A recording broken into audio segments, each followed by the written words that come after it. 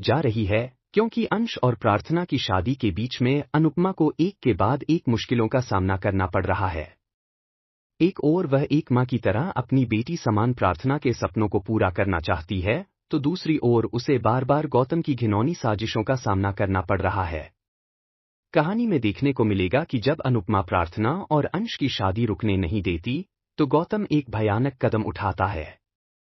वह अंश पर हमला करवाने की योजना बनाता है और कुछ गुंडों को पैसे देकर अंश को बुरी तरह पिटवा देता है।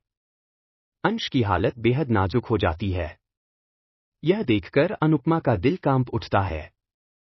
उसे डर लगता है कि अगर उसने शादी आगे बढ़ाई, तो कहीं अंश की जान ही न चली जाए।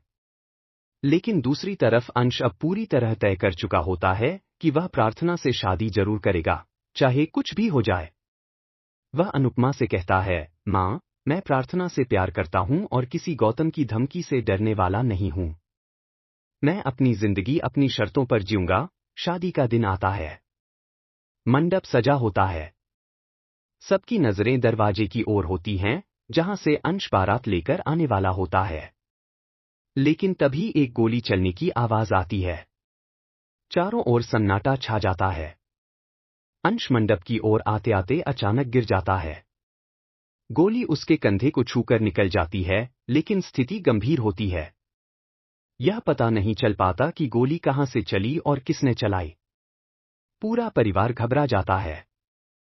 अंश को तुरंत अस्पताल ले जाया जाता है। ऑपरेशन थिएटर के बाहर सबकी आंखों में डर, चिंता और पछतावे के आंसू होते हैं। वहीं प्रार्थना अंदर ही अंदर टूट जाती है। वह फूट फूट कर रोती है और खुद को कोसती है, अगर मैं अंश से शादी करने की जिद न करती, तो वह आज गोली का शिकार न होता। यह सब मेरी वजह से हुआ है। अनुपमा उसे गले लगाकर चुप कराने की कोशिश करती है, लेकिन उसकी अपनी आंखें भी नम होती है। वह सोचती है, एक और बार मेरी औलाद पर हमला। अब नहीं, अब मैं चुप नहीं बैठूंगी। इसी बीच कोठारी परिवार के मुखिया पराग कोठारी को भी सच्चाई समझ में आने लगती है। वह पहली बार स्वीकार करता है कि शायद प्रार्थना सही थी और गौतम सच में एक घटिया इंसान है। पराग प्रार्थना से माफी मांगता है, बेटी, हमने तुम्हें कभी समझने की कोशिश नहीं की। अब हम तुम्हारे साथ हैं। अंश को कुछ नहीं होने देंगे। जब वह ठीक हो जाएगा, मैं खुद तुम्हारी और अंश की शादी करवाऊंगा। मोतीबा भी पहली बार चुप रहती हैं। शायद उन्हें भी इस बार कुछ कहने को नहीं बचता। अब वह रूप देखने को मिलेगा, जो वर्षों पहले दिखा था, साहसी, निडर और न्याय के लिए लड़ने वाली महिला। लेकिन इस बार यह रूप और भी ज्यादा भयानक और निर्णायक होने वाला है। तो क्या अब गौतम को उसकी करतूतों की सजा मिलेगी? क्या अंश की जान बच पाएगी?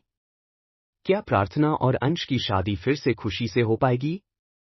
और सबसे बड़ा सवाल, क्या राही को अब एहसास होगा कि उसकी मां कभी गलत नहीं